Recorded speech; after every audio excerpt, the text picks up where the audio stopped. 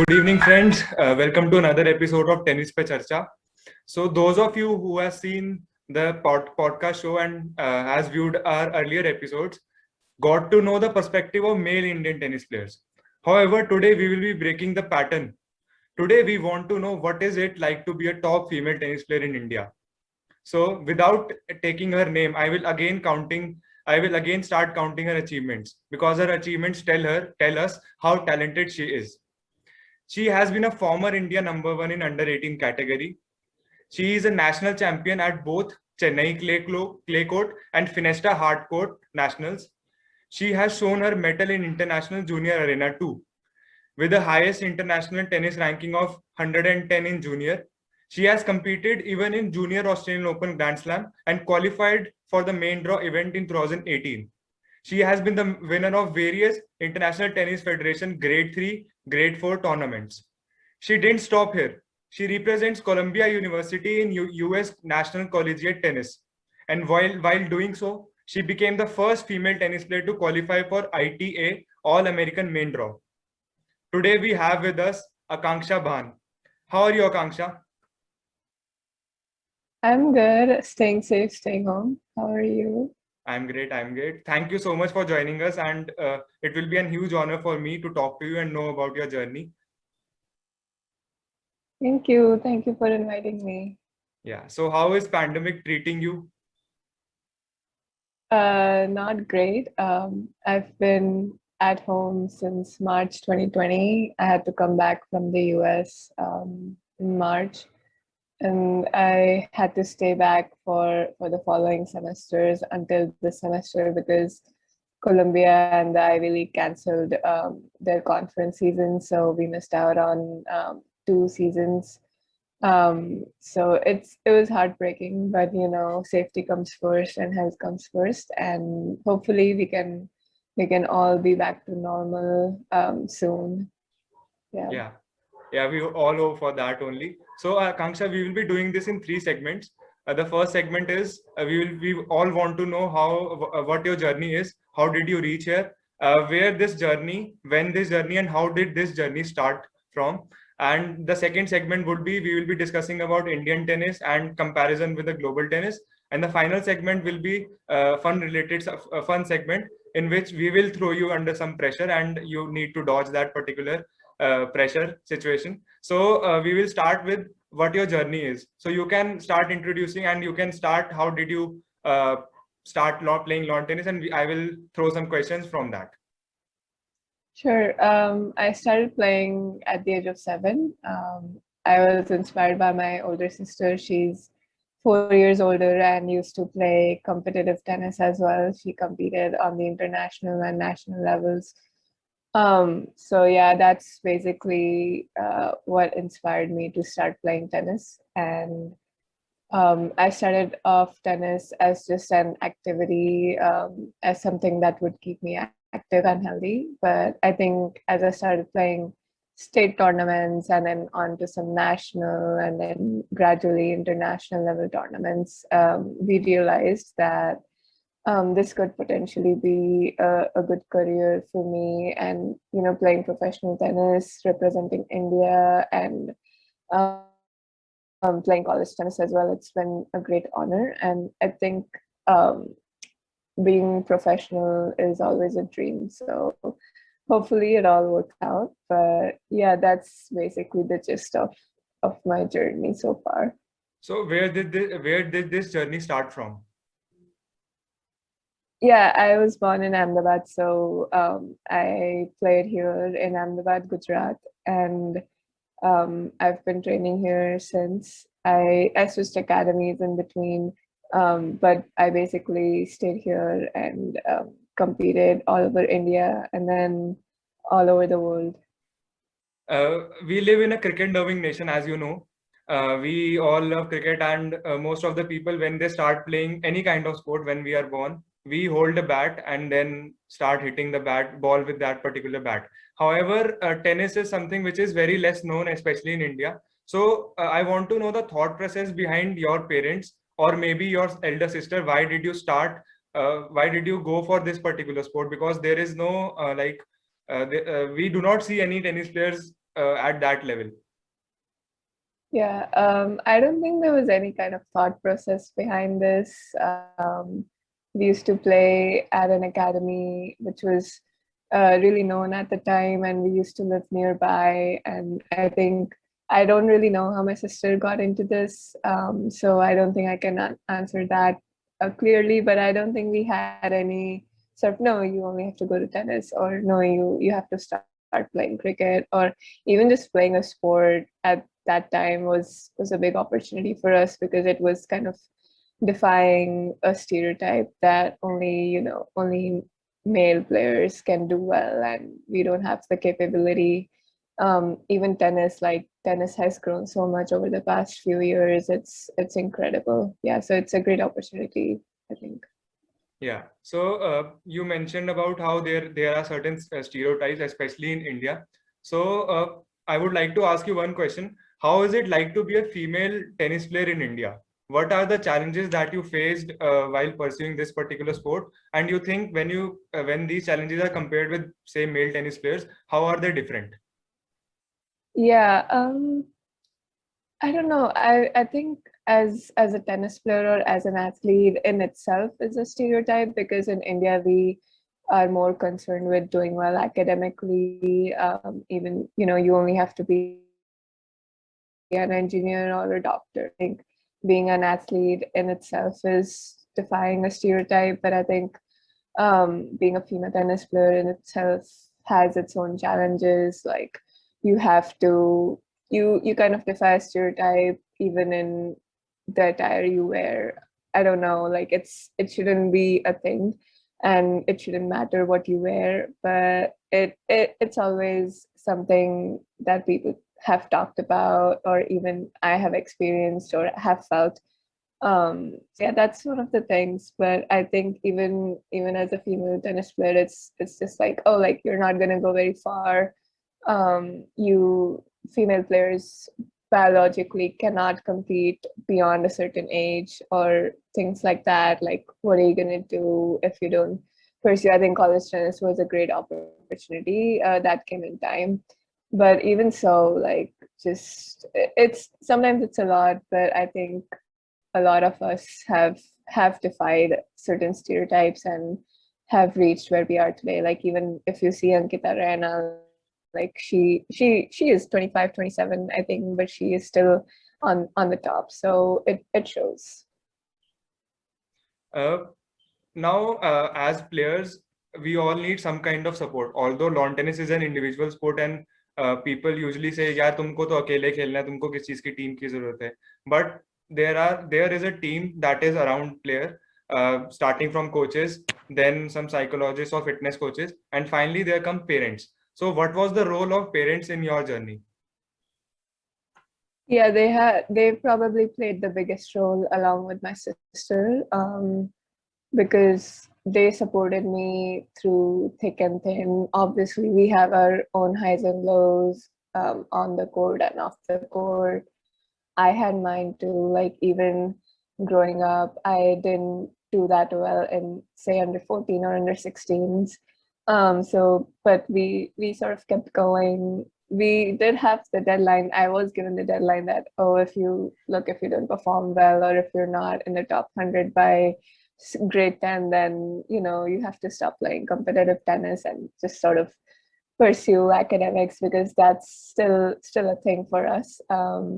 But even then, that's the year I peaked, actually, and I got to play. I won the nationals, under 18 nationals, while I was 16 years old. So that was a huge rise, and then I became India number one quite early in the under 18 category. So we sort of went up from there. So I think right now both academics is still a priority, but so is tennis. So yeah. That's great. So you talked about highs and lows. I think every person, whether he or she is a player or maybe a student or maybe any kind of profession he or she is pursuing, each one of us has our kind of highs and lows. So there are certain situations when nothing is going on according to us. Did you face any such thing in your life, or particularly in tennis career? And if Um, yes, you can try to elaborate that.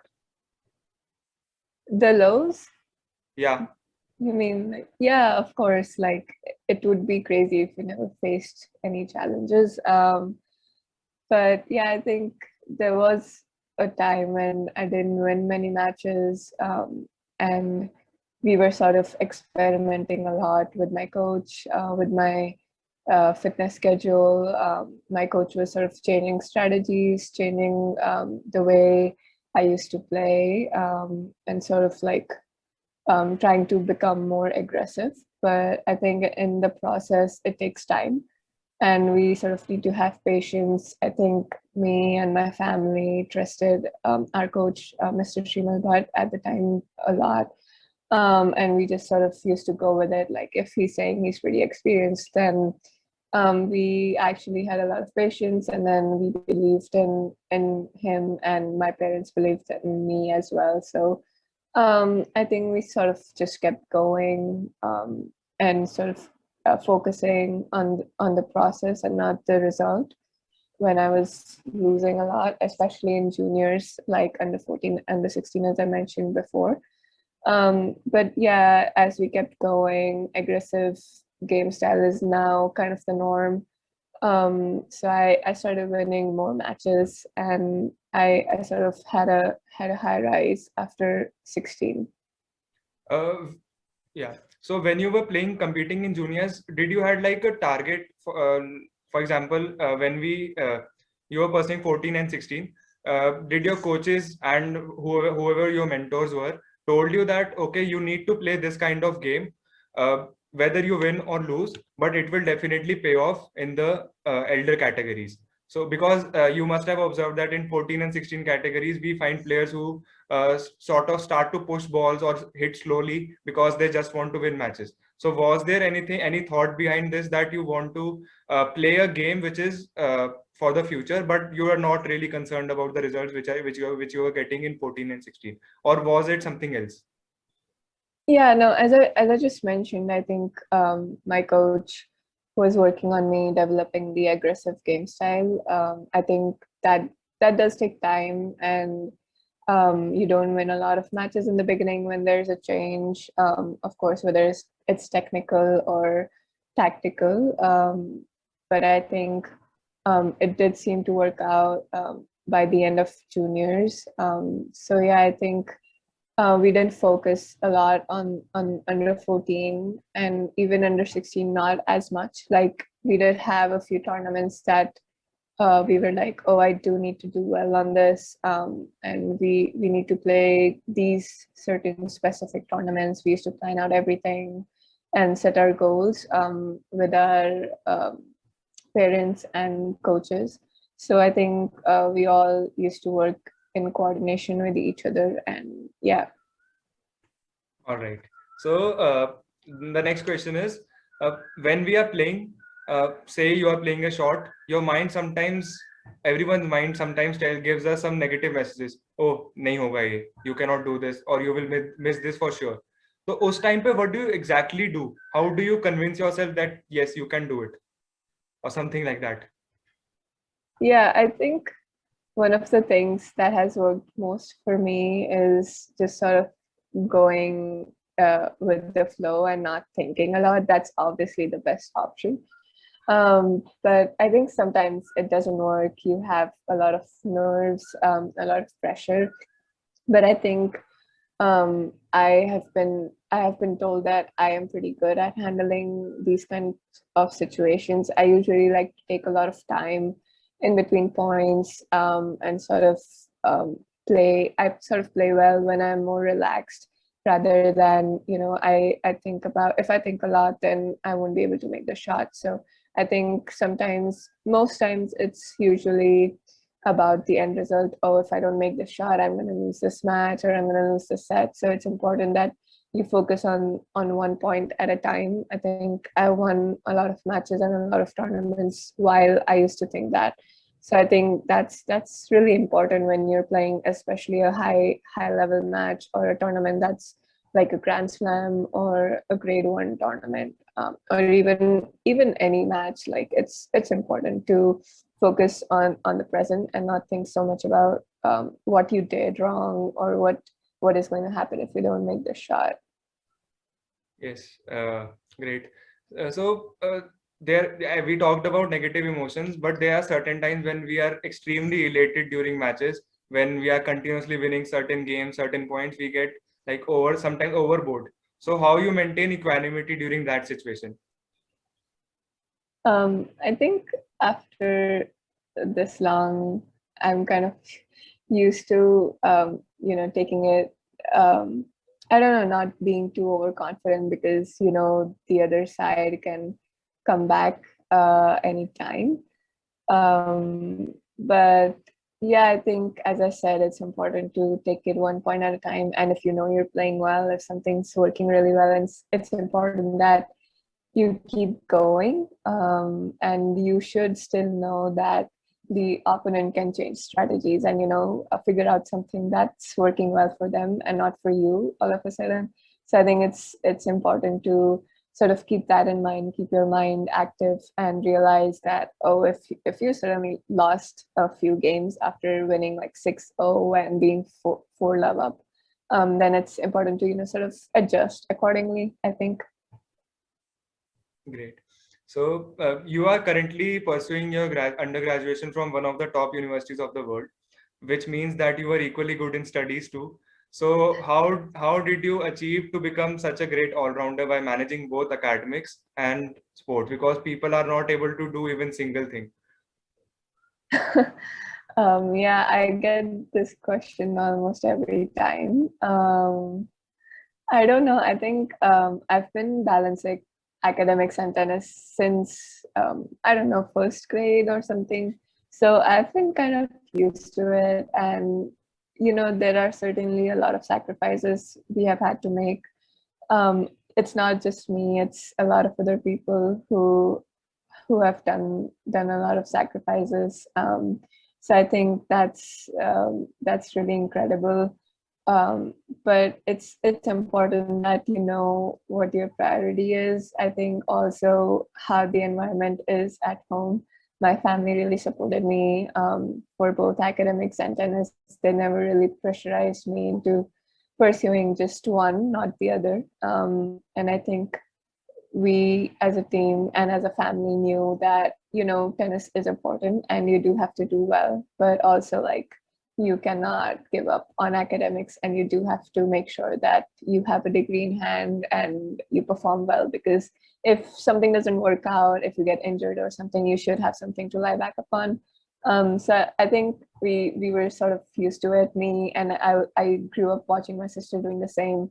So we kind of became used to it. But it's really important that you focus on both those things. I know it's a lot of sacrifices involved. We cannot go to the regular birthday parties or have sleepovers, or just basic go on trips and stuff. Like it's tough.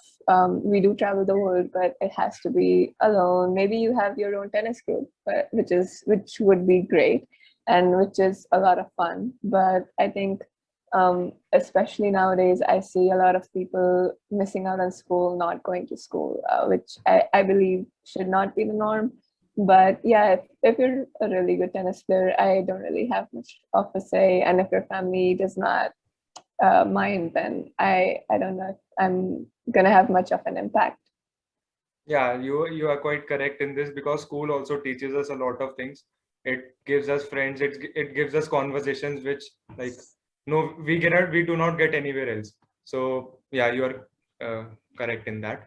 So moving on to the next question, I would like to ask one moment or any experience in tennis or maybe outside a tennis court that taught you something really amazing, which you would never really forget.